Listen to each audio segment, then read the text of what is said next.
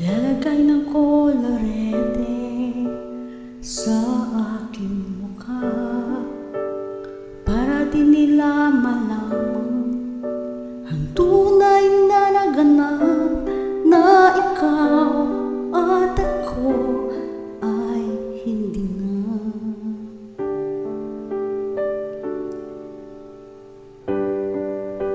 Iniinsayo pang mga ngiti para di halata na namin ko'y pinipigil sa loob umiiyak dahil ikaw at ako ay wala na. At ang hirap, magpapanggap pa ba ako na ako ay masaya kahit ang totoo ay talagang wala ka na.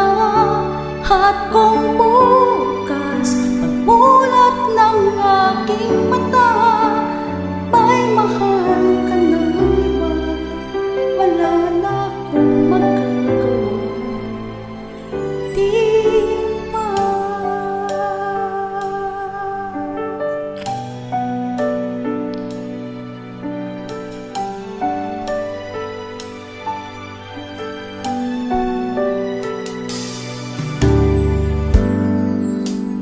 Paano ko sasabihin sa mga kaibigan ko